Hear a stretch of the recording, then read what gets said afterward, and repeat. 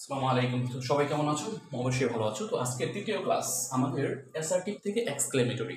So আমি মনে করি যে আজকের ক্লাসটা যারা করবে একদম 6, 7, 8, 9, 10 সবারই কিন্তু এই ক্লাসটা খুব ইম্পর্টেন্ট এবং 100% এখানে তুমি এটা করলে 1 মার্কস কনফার্মলি কমন পাবে, 2 মার্কসও পাইতে পারো। সো যারা 6 এর বাচ্চারা রয়েছে যারা দেখতে পাচ্ছ ক্লাসটা এবং 6, 7, 8, 9 সবাই ক্লাসটা করবে আজকে। আমি মামুন স্যার আছি তোমাদের সাথে। তো শুরু করি। তো অ্যাসার্টিভ থেকে এক্সক্লেমেটরি করব। তো এক্সক্লেমেটরি করার জন্য আমাকে এই যে 4টা রুলস দিয়েছি, 5টা রুলস এটা আমাকে ফলো করতে হবে। ফার্স্টে দেখো, যদি ভেরি থাকে, আমি বলেছি কোন সেন্টেন্স যদি ভেরি থাকে তাহলে আমি হাউ দিয়ে শুরু করব। কি দিয়ে শুরু করব? হাউ দিয়ে। সবাই কি বুঝতে পেরেছো? হাউ দিয়ে শুরু করব। এবং দেখো তাহলে আমি এক্সাম্পলে আসি। The land is very. কি আছে স্যার এখানে? ভালো করে খেয়াল করেন, ভেরি আছে। ভেরি থেকে আমি কি দিয়ে শুরু করবো স্যার? বলছি হাউ দিয়ে। তাই আমি এখানে শুরু করলাম হাউ। যখন আমাকে এক্সক্লেমেটরি করতে বলবে, তো হাউ, হাউ এর পরের অংশ, ভেরি এর পরের অংশ কি লেখা আছে? পরের অংশ। ভেরি এর পরের অংশ কি? ফ্যাসিনেটিং। ফ্যাসিনেটিং লিখে ফেললাম। এরপরে কি লিখতে হবে আমাকে? বাকি অংশ, দা ল্যান্ড ইজ। এরপরে আমাকে একটা এক্সক্লেমেশন দিতে হবে। তাহলে দেখো এখানে ভালো বলছে, হাউ প্লাস পরের অংশ প্লাস বাকি অংশ প্লাস এক্সক্লেমেশন চিহ্ন তোমাকে দিতে হবে। বুঝতে পেরেছি সবাই? এইভাবে তুমি তোমার বইটা নাও, তোমাদের ইংলিশ গ্রামারটা নাও, নেওয়ার পরে প্রত্যেকটি ভেরি, প্রত্যেকটা এক্সক্লেমেটরি ভেরিগুলো করে ফেলো। আর যদি মনে না পাও তাহলে আমাদের সাজেশনগুলো তোমরা কালেক্ট করতে পারো। অর্থাৎ যে আমাদের শিটগুলো রয়েছে দেখতেই পাচ্ছ, ন্যারেশনের শিট পুরো সম্পূর্ণ 6 থেকে 10 পর্যন্ত প্রত্যেকটা ইংলিশ গ্রামের শিট কিন্তু আমার কাছে রয়েছে। তোমরা চাইলে অনলাইনে নিতে পারো এবং যারা অফলাইনে বা অনলাইনে পড়তে চাও বা ঝালকুড়ির ভিতরে যারা রয়েছে অবশ্যই নিচে দেওয়া নাম্বারে কন্ট্যাক্ট করতে পারো। একদম ইংলিশে যারা ফেল করতেছে, এবার তো অর্ধবার্ষিক পরীক্ষা অনেকেই দেখলাম অঙ্ক ইংলিশে ফেল করছো।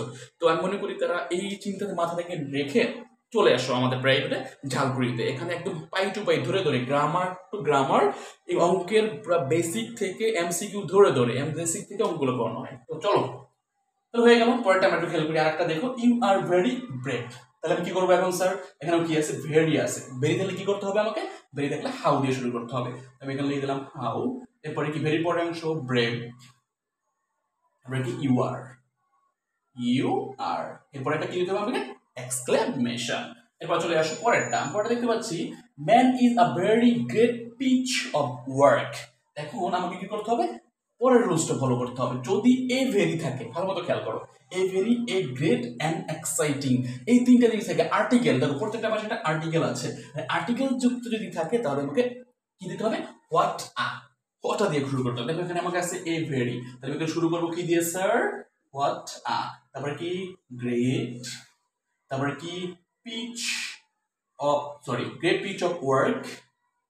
বাকি অংশ কি আছে? ম্যান ইজ দিয়ে দিব, ম্যান ইজ। এবার একটা এক্সক্লেমেশন চিহ্ন অবশ্যই দিতে হবে, নাহলে কিন্তু ভালো আসবে না। তোমাকে অবশ্যই এই যদি চিহ্নটা না দাও তাহলে কিন্তু মার্কসটা দিবে না। তো একটু কেয়ারফুল, একদম গ্রামারে কেয়ারফুল থাকতে হবে।